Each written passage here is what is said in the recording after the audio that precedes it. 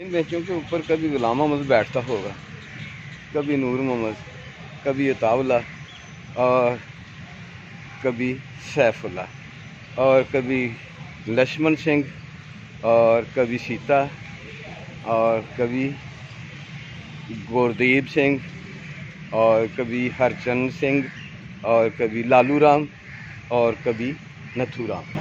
تو وہ لمحات کوئی بھی انسان بھول نہیں سکتا جس وقت انہوں نے اپنے بہنوں کو چھوڑا، ماؤں کو چھوڑا، بھائیوں کو چھوڑا، مائیں بیوہ ہوئیں، بھائی قتل ہوئے، بہنیں بچھڑ گئیں یا قتل ہوئیں۔ یہ انہی کو اس چیز کا احساس ہے۔ تو یہ قتل و غارت، یہ لڑائی جھگڑے،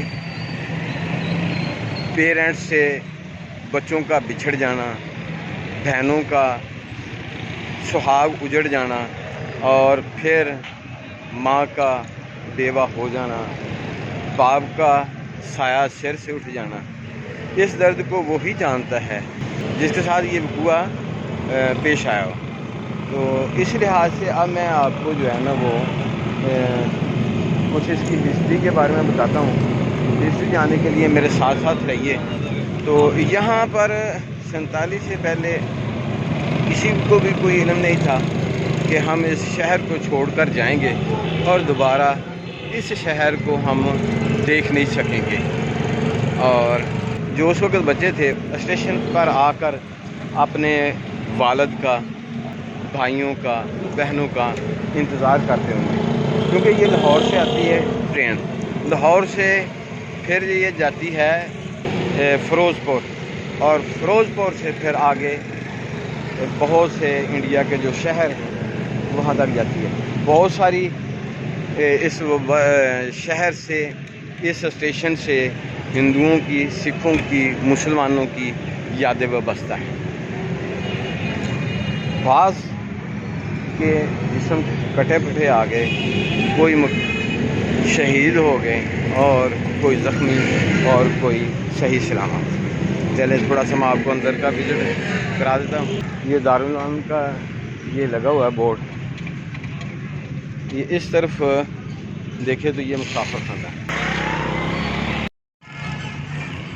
یہ اس طرف لیڈیز پارک ہے، اس طرف دیکھیں تو یہ لیڈیز پارک ہے قصور شہر کی، اور پھر اس کے بالکل ہی ساتھ یہ مسافر خانہ، سے مسافر آ کر یہاں کرتے تھے، سفر کرنے والے یہاں سٹے کرتے تھے، اور جو سفر کر کے اپنی اس منزل پر پہنچتے تھے تو ان کے لیے پھر وہ کچھ دیر آرام کرتے تھے، انتظار کرتے تھے اپنے عزیز و اقارب کا، اس کے بعد پھر وہ اپنی نئی جرنی پہ چل پڑتے تھے۔ میرے پاس بائک ہے اور سامان بھی کافی ہے، اور جس کی وجہ سے میں نا رسک نہیں لینا چاہتا۔ یہ بزرگ کچھ بیٹھے ہیں اسی طرح انتظار کرتے ہوں گے۔ یہ بکنگ آفس ٹیبل،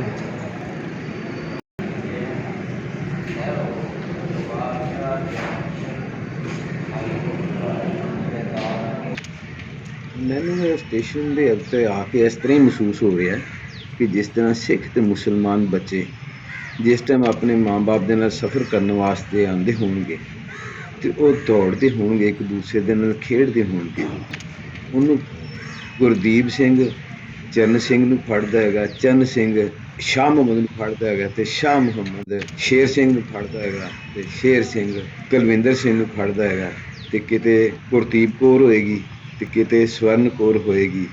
ਆਪਣੇ ਪੈਰਾਂ ਤੇ ਭਰਾਵਾਂ ਦੀਆਂ ਉਂਗਲੀਆਂ ਫੜ ਕੇ ਇਹਨਾਂ ਲਾਈਨਾਂ ਨੂੰ ਕ੍ਰਾਸ ਕਰਦੇ ਹੋਣਗੇ। ہر ایک چیز انہاں سکھاں تے مسلمان بچیاں دیاں یاداں دل چ سمائے ہوئے ہوئے۔ یہ جو آدمی آ رہا ہے ایک سے ساتھ ہی یہ پائپ لگا ہوا ہے۔ آپ سوچ رہے ہوں گے اکثر اسٹیشن پر جہاں جنکشن ہوتا ہے آپ نے سوچا ہوگا کہ وہاں پہ یہ چیز کیوں ہے، یہ پائپ کس مقصد کے لیے؟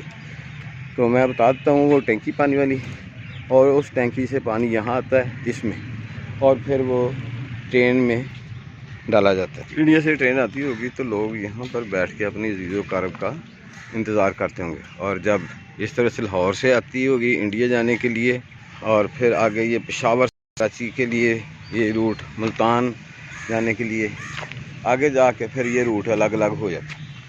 تو اس وقت یہ لوگ جو ہیں نا اپنے عزیز و اقارب کا جس وقت مسلمان تے سکھ کٹھے بہ کے انہاں بینچاں دے اتے گلاں بھی کردے ہون گے تے نال انہاں رکھاں دی چھاویں بیٹھ کے تاش کھیڈدے ہون گے، نال گھر دے دکھ سکھ کھولتے ہوں گے. ان بینچوں کے اوپر کبھی غلام محمد بیٹھتا ہوگا، کبھی نور محمد، کبھی عطاء اللہ، اور کبھی سیف اللہ، اور کبھی لکشمن سنگھ، اور کبھی سیتا، اور کبھی گوردیپ سنگھ، اور کبھی ہرچند سنگھ، اور کبھی لالو رام، اور کبھی نتھو رام. تو پھر اس جگہ پر انہی بینچوں پر بیٹھ کے گپ شپ لگاتے ہوں گے. انہیں نہیں پتہ تھا کہ جب 47 کی تقسیم ہوگی تو ہمارے ہنستے بستے گھر اجڑ جائیں گے، ہماری یہ دوستیاں ہمیشہ کے لیے ختم ہو جائیں گی، ہمارا میل ملاپ کبھی زندگی میں نہیں ہو سکے گا. تو امید ہے ناظرین میری یہ آج کی ویڈیو آپ کو پسند آئی ہوگی. آپ سے التماس ہے میرے چینل کو سبسکرائب کریں، بیل آئیکن کو پریس کر دیں تاکہ میری آنے والی ہر ایک نئی ویڈیو آپ تک پہنچتی رہے. پھر ملیں گے ایک نئی ویڈیو کے ساتھ، تب تک کے لیے اللہ حافظ.